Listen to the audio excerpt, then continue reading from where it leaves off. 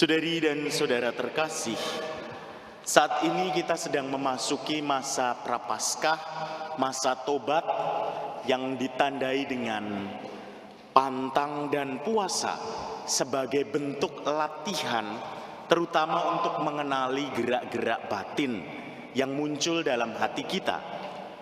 Kita bisa belajar banyak dari bacaan-bacaan hari ini yang kita dengarkan tadi. Dan juga dari bacaan itu kita bisa waspada, terutama terhadap pola-pola godaan yang dapat menjauhkan kita dari Tuhan sendiri. Pertama, dari bacaan pertama tadi, dikisahkan bagaimana manusia diciptakan dari debu tanah. Tentu ini adalah sebuah simbol. Debu tanah adalah simbol ketidakberdayaan atau kerapuhan manusia. Dari ketidakberdayaan itu, Allah dengan sabdanya memberikan daya hidup. Ia menghembuskan nafas. Nafas dalam bahasa Ibrani adalah ruah atau roh. Oleh sebab itu, manusia menjadi berarti karena sabda dan rohnya. Inilah kekuatan hidup manusia. Keterbukaan akan sabda dan roh inilah yang akan membuat manusia menjadi lebih berarti. Namun di sisi lain, karena manusia berasal dari ketidakberdayaan, ia memiliki kecenderungan untuk kembali kepada ketidakberdayaannya. Ia bisa hanya menuruti keinginan sesaatnya, menuruti hawa nafsunya, yang bisa mengerdilkan manusia itu sendiri. Tarik ulur dalam diri manusia inilah yang disebut sebagai gerak-gerak batin.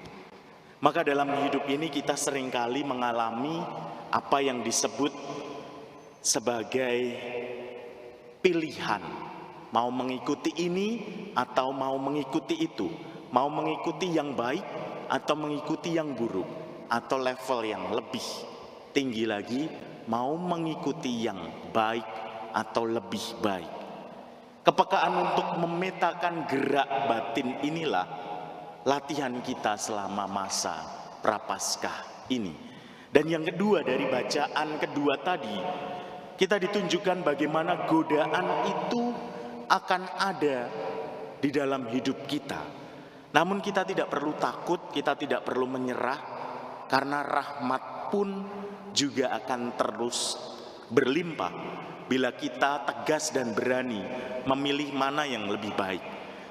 Seni memilah dan memilih, inilah yang disebut oleh Ignatius Loyola sebagai diskresi atau discernment of spirit.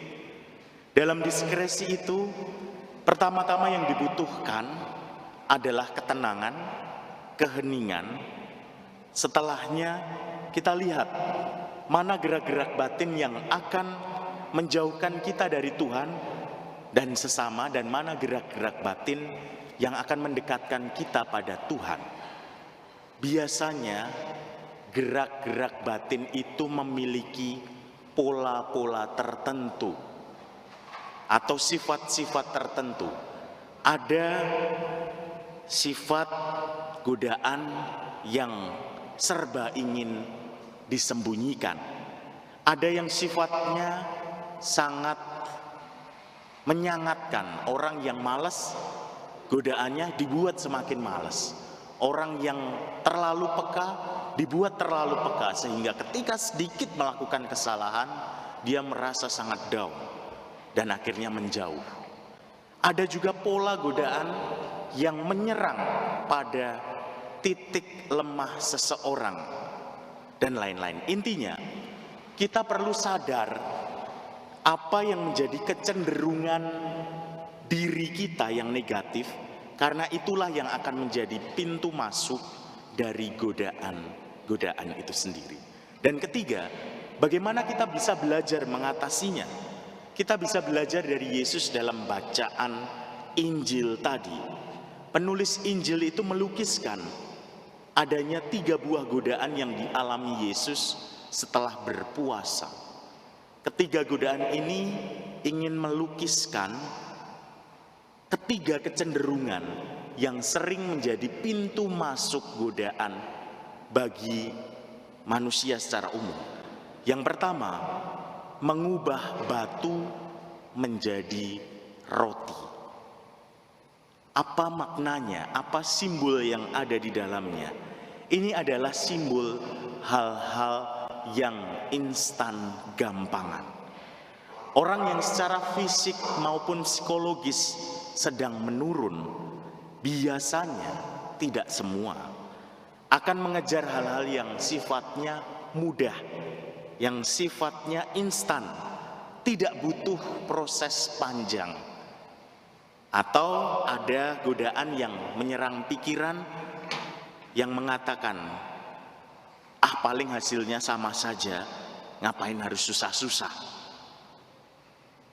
Atau juga nggak ketahuan dengan cara yang seperti ini, dan lain-lain. Orang akan kehilangan daya hidupnya lama-lama. Maka Yesus mengingatkan, manusia hidup bukan hanya dari roti saja, tetapi dari sabda Allah. Artinya apa? Artinya kita harus mulai kembali dari awal. Ingat dalam bacaan pertama tadi, manusia diciptakan dari proses di mana Allah bersabda dan menghembuskan nafasnya. Maka kembali ke proses awal berarti kembali kepada sabda dan roh itu sendiri. Proses adalah kata kuncinya. Yang kedua, godaan yang bisa jadi pintu masuk adalah sesuatu yang serba wah, pujian yang berlebih, yang akhirnya malah membuat kita jatuh. Apresiasi, pujian itu penting dan dibutuhkan untuk terus menambah semangat. Tetapi kalau itu berlebih, itu akan membuat kita menjadi sombong dan akhirnya kita tidak berbuat apa-apa lagi. Ini yang harus kita waspadai. Maka sikap tegas terhadap diri dan mau untuk terus belajar hal baru adalah langkah-langkah agar kita tidak terperangkap dalam godaan. Dan yang terakhir, yang ketiga, godaan yang paling besar adalah soal kekuasaan. Membuktikan kehebatan dengan mengikuti jalan-jalan yang salah. Yang sering terjadi adalah karena orang ingin kenaikan karir secara instan, secara cepat tanpa berproses, karena ingin diakui hebat oleh banyak orang, ia meninggalkan imannya atau ia tidak melatihkan dirinya dalam iman, meninggalkan segala upaya yang selama ini mendekatkan diri dari Tuhan. Dan biasanya tawaran godaan pada level ini sangat menggiurkan secara manusiawi. Kita diingatkan Yesus untuk tegas tidak mengikuti alur itu. Tegas dan berani menolak, karena kesetiaan adalah jalan kuncinya. Saudari dan saudara terkasih, mari kita dalam masa Prapaskah ini berlatih untuk memetakan gerak-gerak batin di dalam diri kita dan melihat apa yang menjadi pola-polanya, karena setiap orang itu berbeda. Proses belajar hal yang baru, kesetiaan adalah kata-kata kunci untuk menolak godaan. Mari kita mohon rahmat dari Allah agar kita pun dapat sungguh mengikuti kehendak-Nya. Kemuliaan kepada Bapa dan Putra dan Roh Kudus. Seperti pada permulaan, sekarang, selalu, dan sepanjang segala abad. Amin.